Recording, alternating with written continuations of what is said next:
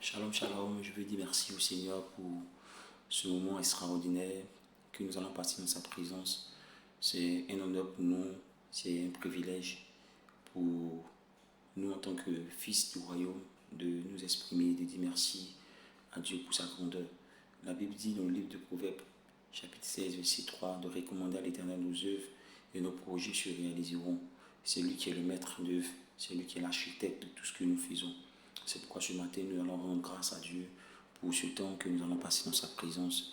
Tu vois, depuis ta position, élever la voix pour dire merci à Dieu pour tous ses bienfaits, pour sa grâce, sa fidélité qu'il répand dans nos vies. Est-ce qu'une personne peut, depuis sa maison, depuis sa position, lui dire merci pour sa vie? Seigneur, nous te bénissons, nous te rendons toute la gloire pour ce temps que nous passons dans ta présence. Nous te disons merci, car il est bon pour nous en tant qu'enfants de Dieu d'être dans ta présence et de t'honorer par nos temps de prière, par tout ce que nous faisons. Tu es fidèle, tu es bon, tu es pour nous une source sûre. Nous te bénissons. Amen, amen, amen. Nous allons encore dire merci à Dieu. Nous allons dire merci à Dieu, frère Fassi, pour sa présence dans nos vies. La Bible dit dans le livre de Romains, chapitre 15, verset 5, que si nous demeurons en lui et lui en nous, nous produirons beaucoup de fruits. Sans lui, nous ne pouvons rien faire. Sans la présence de Dieu, tu ne peux rien faire. Tu ne peux rien produire. Tu ne peux rien créer, comme on a l'habitude de dire dans notre jalon. Sans la présence de Dieu, tu ne peux pas accomplir de grandes choses. C'est pourquoi il dit séparé de lui, tu ne peux rien faire. C'est pourquoi ce matin, nous allons dire merci à Dieu pour cette glorieuse présence de Dieu dans nos vies. Est-ce qu'une personne depuis sa position peut élever la voix pour dire merci à Dieu pour sa présence dans sa vie?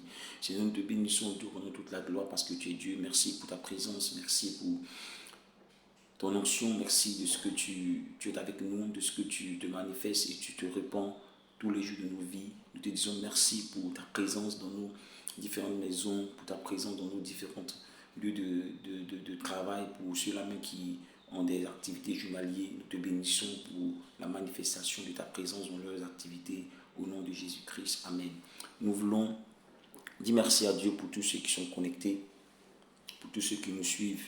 C'est pour moi un véritable honneur d'être un porte-parole de l'évangile, de parler du Seigneur.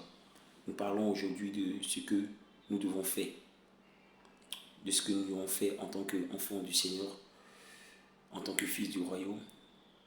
Et nous prenons notre Bible dans le livre de Romains, chapitre 6, verset 11. Je lis la parole de Dieu, c'est ma version. En même temps, ce sont les points que nous allons échanger, ce sont les points que nous allons débattre, ce sont les points que nous allons énumérer.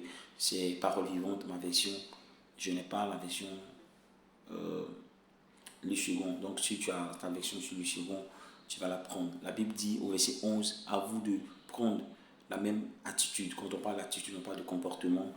Vous êtes morts pour le péché. Considérez-vous donc comme des morts à l'égard de ses appels. Votre relation avec lui est corrompue.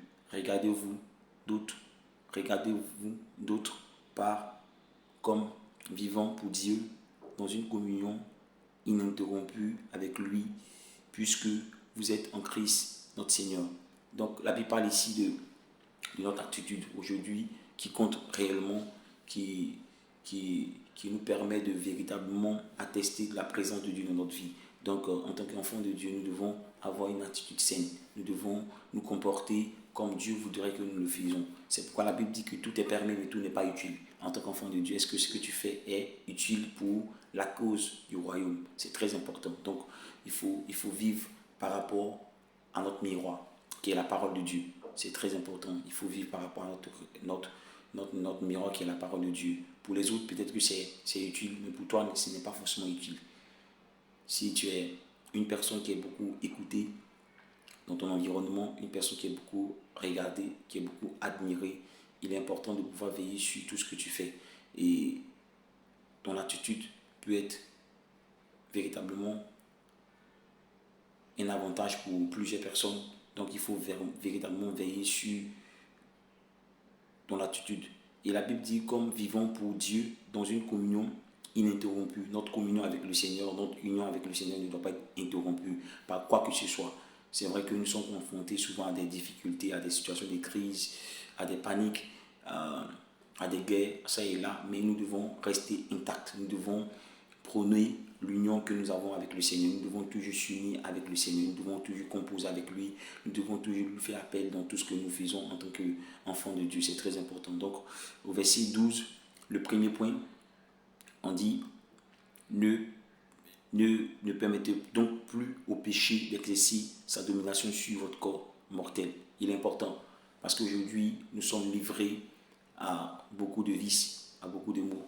Et le péché malmène ça et là plusieurs personnes. Donc, la Bible dit que nous ne devons même pas nous laisser dominer par le péché parce que Christ a dominé le péché. Christ a vaincu le péché. C'est pourquoi j'aime ce cantique qui dit Christ a dominé la mort et l'enfer. Le Seigneur Jésus est plus que vainqueur. Christ a dominé la mort et l'enfer. Le Seigneur Jésus est plus que vainqueur. Nous te louons, Jésus, nous t'adorons, ô roi des rois. Le Seigneur Jésus est plus que vainqueur. Oui, Jésus-Christ a dominé la mort et l'enfer pour que toi et moi, nous puissions être des personnes victorieuses. C'est très important. Donc, le premier point, c'est de ne permettre donc plus au péché d'exercer sa domination sur notre corps mortel, ni de le servir, ni de se servir de nos membres pour vous asservir à ses convoitises. D'accord? Donc, le péché contrôle plusieurs personnes. Le diable utilise le péché pour contrôler, pour avoir la même mise sur plusieurs personnes, pour qu'ils puissent le servir. Mais je vais dire une personne qu'aujourd'hui ne sont plus sous la domination du péché parce que Christ a vaincu le péché. C'est pas le même chapitre de Romains qui dit dans le livre de Romains 3, verset 23, si je ne me trompe pas, car tous son péché, ils sont privés de la gloire de Dieu, tous son péché, ils sont séparés de la gloire de Dieu. Non, le péché nous sépare de la gloire de Dieu, le péché nous prive de la gloire de Dieu, le péché est un obstacle pour nous permettre d'entrer dans cette gloire et que cette gloire se manifeste dans nos vies. Donc la Bible dit que Christ a vaincu ce péché-là. Et si Christ l'a fait, c'est que nous, en tant qu'enfants de Dieu, nous pouvons aussi le faire. C'est très important. Nous sommes au-dessus de ce péché-là. Nous sommes au-dessus de ce péché-là. Et le péché n'a pas une emprise sur notre vie. Le péché ne doit pas dominer sur nous. Au contraire, c'est nous qui devons dominer sur le péché. C'est nous qui devons être au-dessus du péché parce que nous avons l'Esprit de Dieu en nous. Alléluia. Le mensonge ne doit pas dominer sur nous. La fornication, mais tout ce que tu peux imaginer comme péché ne doit pas dominer sur nous parce que notre corps mortel est mort avec Christ et ressuscite avec lui. Très important. Alléluia. Donc c'est ce que nous devons faire. Nous devons être au-dessus du péché. Nous devons savoir que nous sommes au-dessus du péché et que le péché ne doit pas dominer sur nous. Alléluia. Le deuxième point, nous devons refuser donc de lui obéir et de céder au-dessus de nos passions. Alléluia. Le deuxième point que nous devons faire face au diable, nous ne devons même pas obéir au diable. Nous ne devons pas obéir au diable, nous ne devons pas céder aux désirs et à nos passions parce que le Seigneur est mort pour toutes ces choses-là. La Bible dit qu'il n'a pas connu le péché et il a vécu pour avoir de l'avance sur le péché. C'est pourquoi en tant qu'enfant de Dieu, nous ne devons pas obéir, nous ne devons pas céder, nous ne devons pas permettre au péché ou au diable d'avoir le dessus sur nous. Nous ne devons pas tout de suite succomber à la passion de notre corps. Souvent, ton corps, ton âme demande des choses, tu ne dois pas forcément obéir à ces choses-là parce que nous sommes esprits. La Bible dit dans le livre de Jean 4, verset 24, que Dieu est esprit, Dieu est un homme spirituel en d'autres termes, et si nous voulons être ces véritables adorateurs, nous devons l'adorer en esprit et en vérité. Esprit qui fait partie des trois entités de la personne, et la vérité vient du cœur. Alléluia, nous devons adorer Dieu de tout notre cœur, nous devons l'adorer de toute notre intelligence, nous devons l'adorer de tout ce que l'Éternel met à disposition pour ne pas, pour véritablement l'honorer. C'est très important. Alléluia. Donc nous devons refuser donc d'obéir et de céder au désir et à la passion, au désir de nos passions. Alléluia.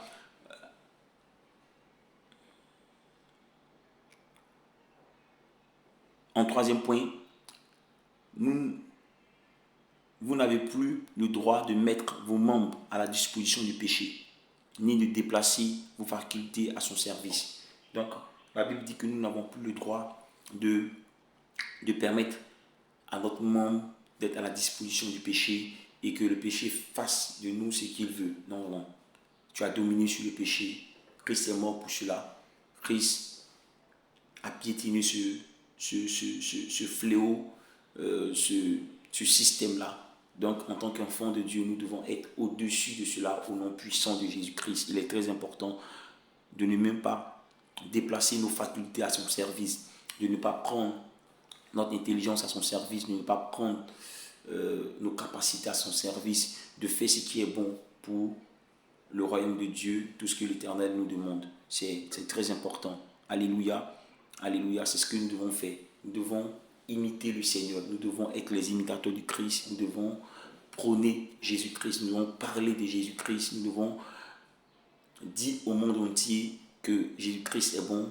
Et nous devons présenter les différents services et les différentes prestations que Christ a pour nous, qui sont contenues dans la parole de Dieu. Nous devons nous appuyer sur la parole de Dieu. Nous devons dire au monde entier que Jésus-Christ les aime. C'est important. Nous devons dire à toutes ces personnes-là qui ont besoin de réconfort, qui ont besoin de soutien, qui ont besoin d'appui, qu'il y a une personne qui a donné sa vie pour eux, qui a donné son tout pour eux, c'est la personne du Saint-Esprit. Et seulement, Dieu veut qu'il vienne vers, qu'il accepte. Il dit, je me tiens à la porte de ton cœur, je frappe. Si tu entends ma voix n'endurcis pas ton cœur, ouvre pour que je puisse entrer. Dieu est pressé d'entrer dans ta vie pour changer le cours de ta destinée. Dieu est pressé d'entrer dans ta vie pour t'amener à un autre niveau. Alléluia. Un niveau de gloire en gloire. C'est très important. C'est pourquoi tu dois accepter le Seigneur. C'est le premier pas. Accepter Jésus-Christ de tout ton cœur et croire que Dieu l'a ressuscité d'entre les morts et tu seras sauvé. C'est important.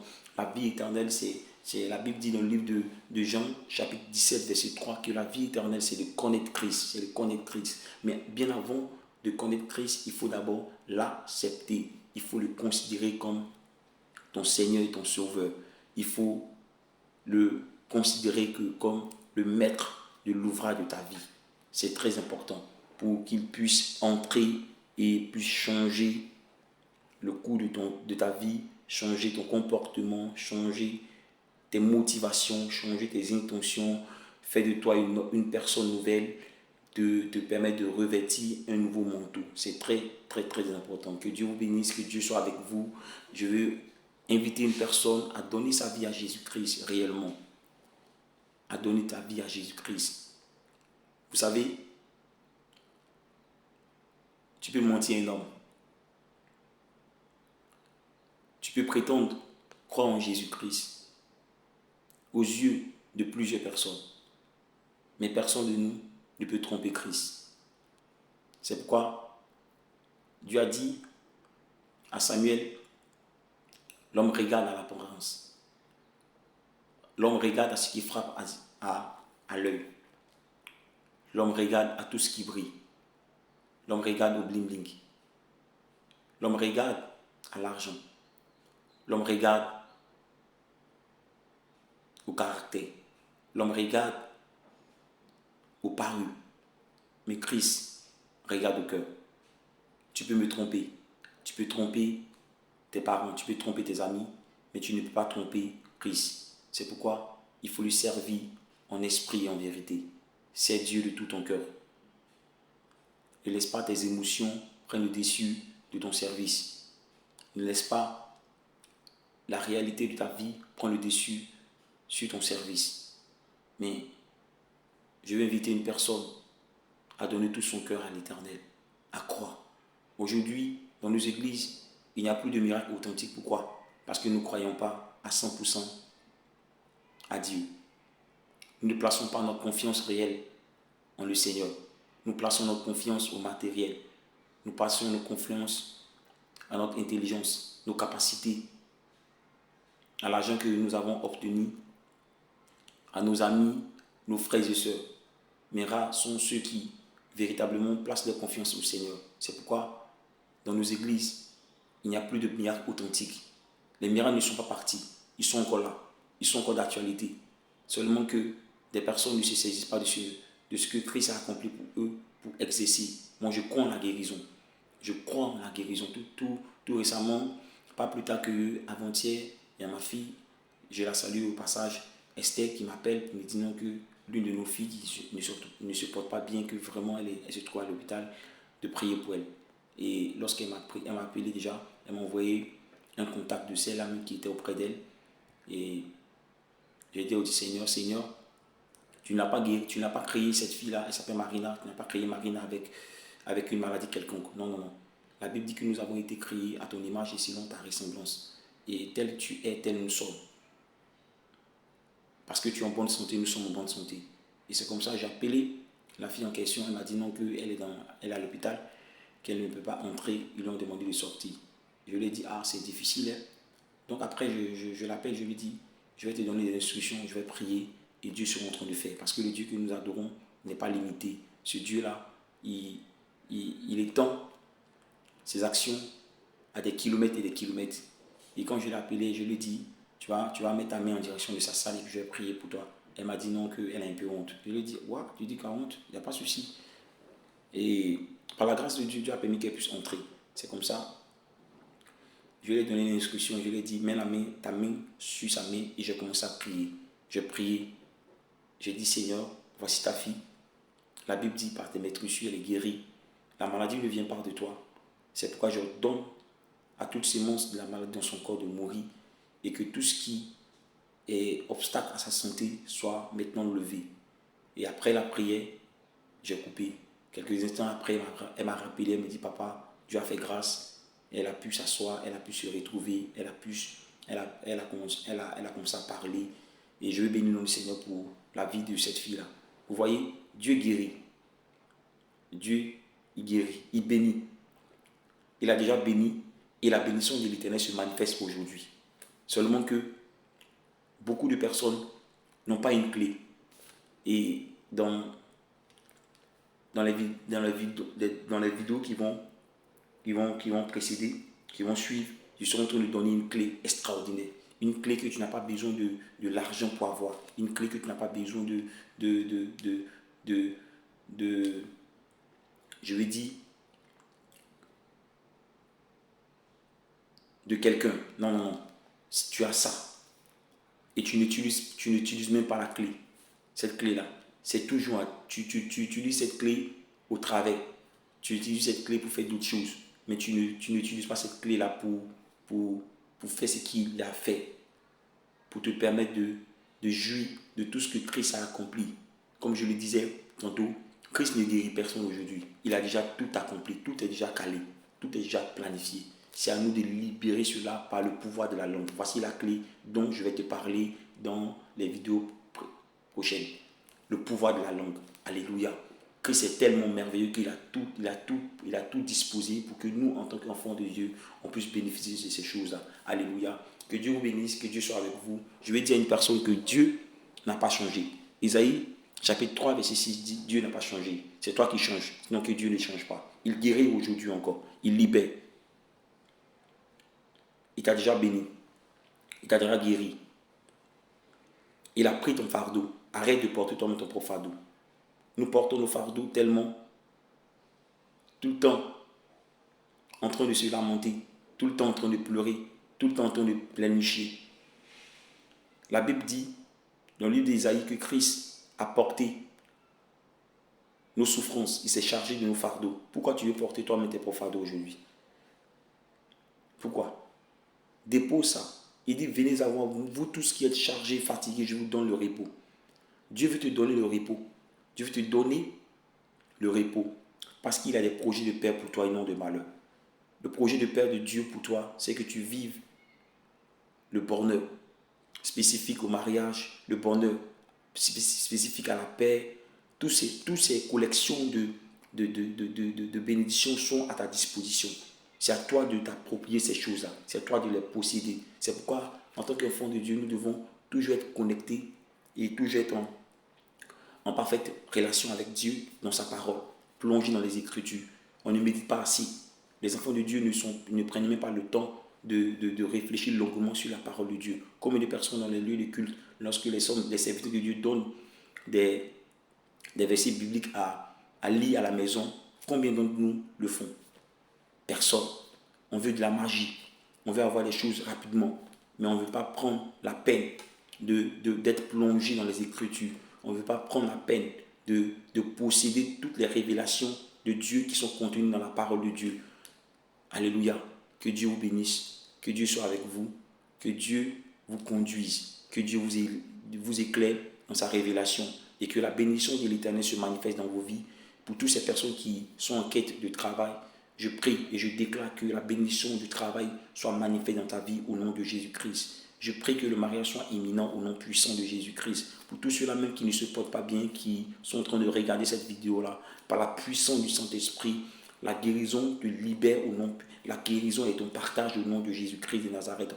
Et je veux annoncer à tout ce qui est maladie dans ton corps d'être neutralisé au nom de Jésus-Christ. Pour ceux-là même qui ont des mal, qui ont des maux plutôt, qui ne se portent pas bien, que tu as un mal par-ci, par-là, je veux t'inviter à poser la main là où tu as mal. Et pendant que tu poses la main là où tu as mal, par la puissance, je déclare maintenant que tu reçois la guérison au nom de Jésus-Christ. Mal te quitte au nom puissant de Jésus-Christ.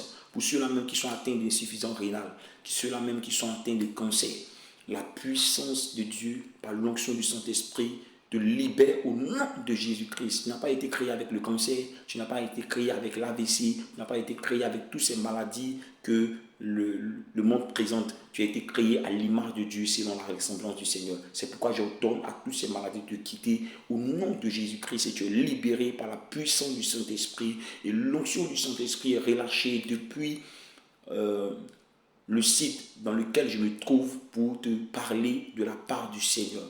Sois béni, sois guéri au nom de Jésus-Christ. Pour ceux-là même qui sont en attente d'un enfant, bonne nouvelle pour vous, parce que la Bible dit la stérile enfante cette fois. Tu vas enfanter au nom de Jésus-Christ. Commence à déclarer que je suis enceinte au nom de Jésus-Christ. Commence à confesser que tu es enceinte au nom de Jésus-Christ. Et par la foi, libère l'onction au nom de Jésus-Christ. Que Dieu vous bénisse. Shalom, shalom.